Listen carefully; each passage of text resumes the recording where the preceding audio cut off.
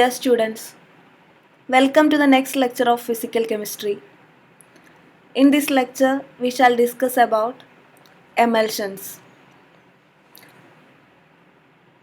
An emulsion is a colloid in which both the dispersed phase and the dispersion medium are liquids. That is, it is a liquid in liquid colloid. The process of mixing the two liquids to form an emulsion is called emulsification. And this is possible by shaking the two liquids which are normally immiscible.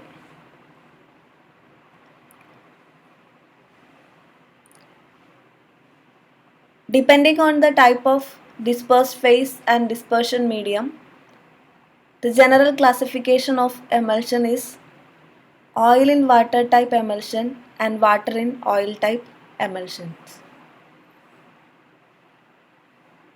In oil in water type emulsion means the dispersed phase is oil and the dispersion medium is water. Whereas water in oil emulsion means the dispersed phase is water and the dispersion medium is oil.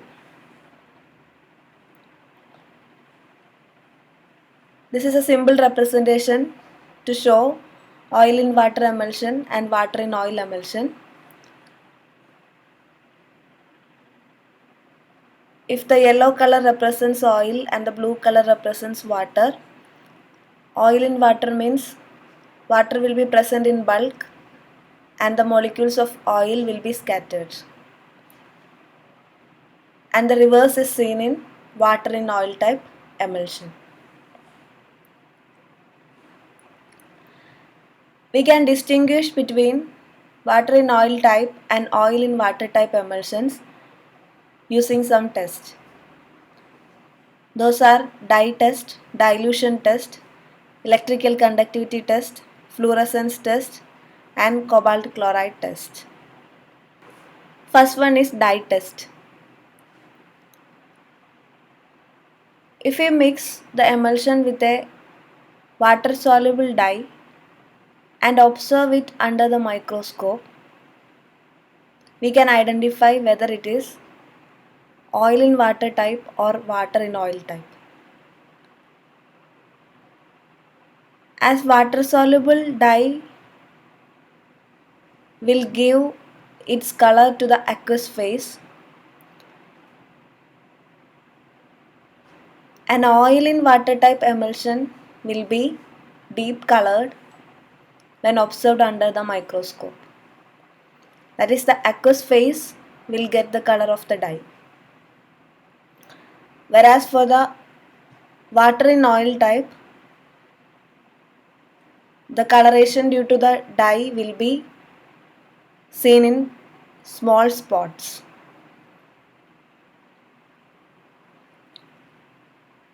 Suppose we are mixing an oil soluble dye to the emulsion and observing it under the microscope.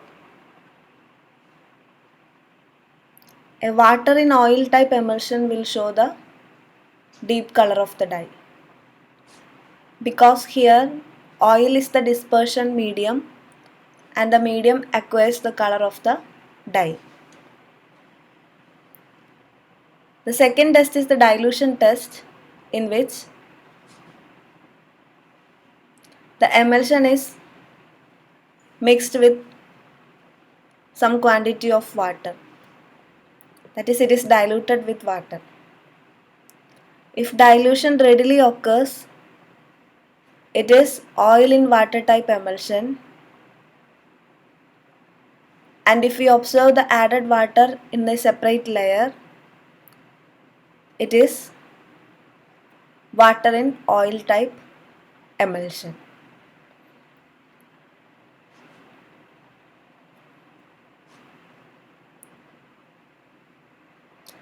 Aqueous solutions conducts electricity, whereas oil is a poor conductor of electricity.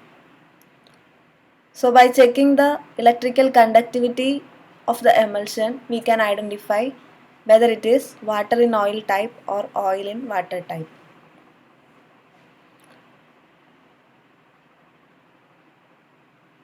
So electrodes are dipped in the emulsion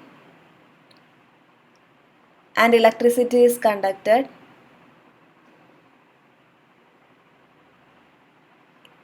If the bulb connected to the electrodes glow, it indicates that the emulsion is oil in water type. That is, water is the dispersion medium of that emulsion. And water in oil type emulsions do not conduct electricity. Oils can give fluorescence when observed under UV light, and water does not show any fluorescence.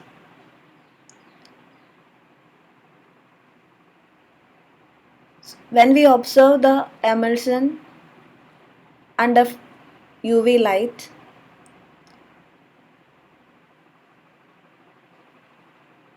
if we see fluorescence,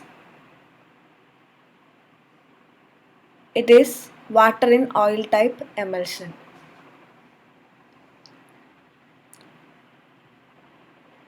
Cobalt chloride is soluble in water and it changes its color.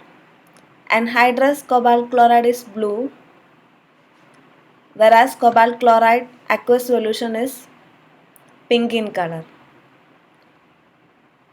So when a cobalt chloride paper is dipped in the emulsion and if it changes its color from blue to pink, the emulsion is oil in water type. That is, the dispersion medium of the emulsion is water if the cobalt chloride paper changes its color.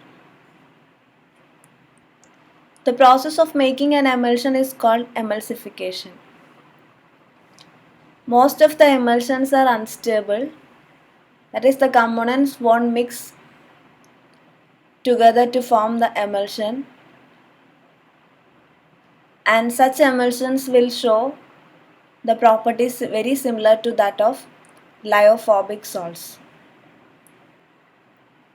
Emulsions show properties such as Tyndall effect, and the dispersed phase of the emulsions usually carry negative charge, and they can show electrophoresis and can be coagulated using electrolytes.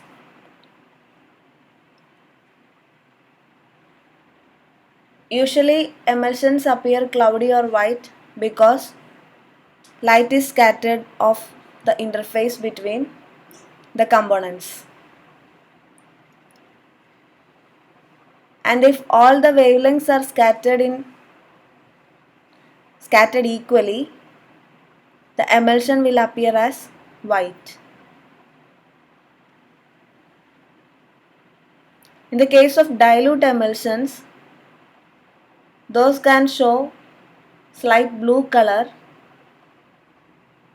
because when diluted, the low wavelength of light, that is the blue region, is scattered more. Thus dilute emulsions show light blue color. The figure shows the Tyndall effect observed when light is passed through milk, which is an emulsion. A true solution does not show Tyndall effect. Tyndall effect is shown by colloids and suspensions.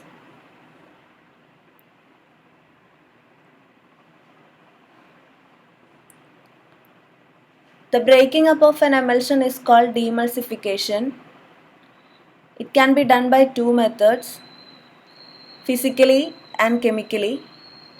Chemical methods include addition of electrolytes, whereas in physical methods, it is done by freezing, boiling, centrifugation, etc. A substance that stabilizes the emulsion is called an emulsifier or emulgent. Emulsifiers work by increasing the kinetic stability of the colloid.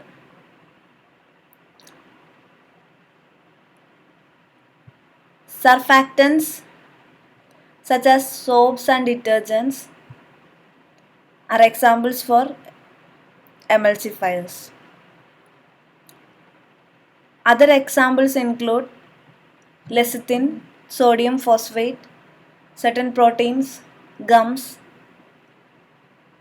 glycerides, etc.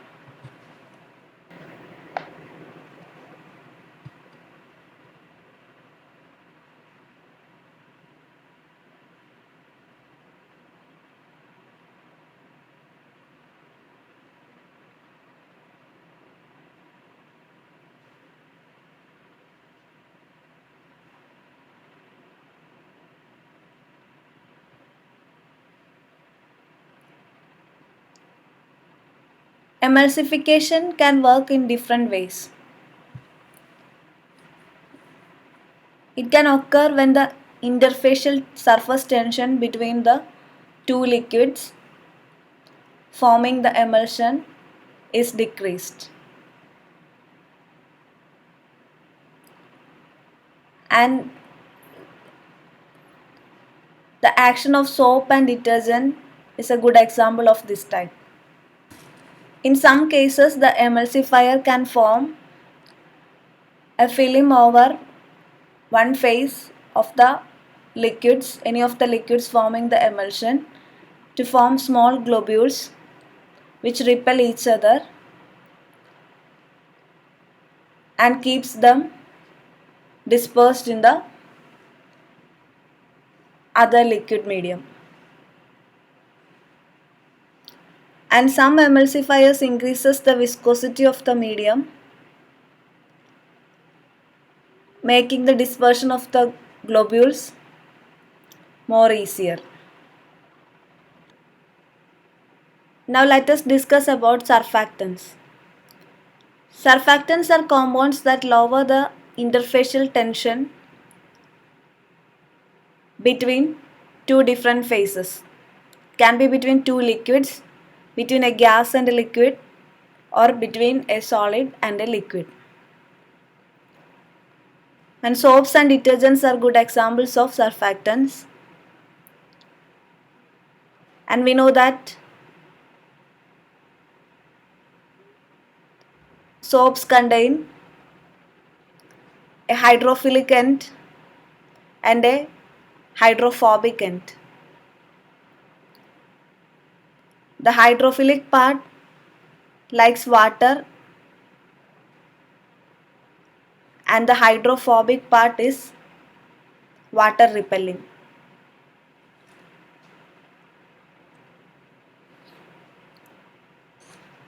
Based on the charge, surfactants are classified as anionic, cationic and non-ionic. Non-ionic surfactants are polar molecules, but they do not carry any charges when dissolved in aqueous phase.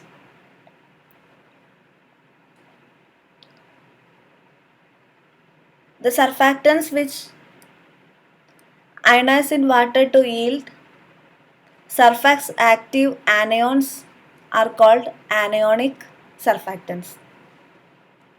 The best example is soap. Soap is RCOO Na, that is sodium salt of large fatty acids. And in aqueous medium, it dissociates as Na plus cation and RCOO minus anion. Similarly, if the surfactant ionize in aqueous phase to give a cationic surface active part, it is called, the surfactant is called cationic surfactant.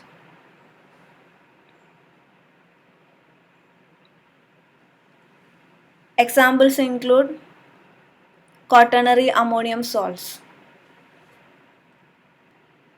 Soaps and detergents are used for removing dirt from clothes, or any other surfaces. If we try to remove the dirt particles, which are usually oil or grease, using plain water, we cannot remove it completely because oil is insoluble in water.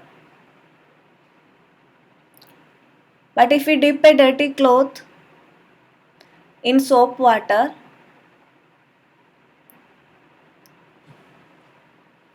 it can be cleaned. This is because of the surfactant action of the soap. When a dirty cloth is put in water containing soap, the hydrocarbon end, that is the hydrophobic end of the soap, will attach to the dirt particle. And soap beyond a certain concentration forms micelle. So there are many soap molecules around the dirt particle. And the hydrophilic end of the molecule, that is the polar end, will be projected towards the aqueous phase.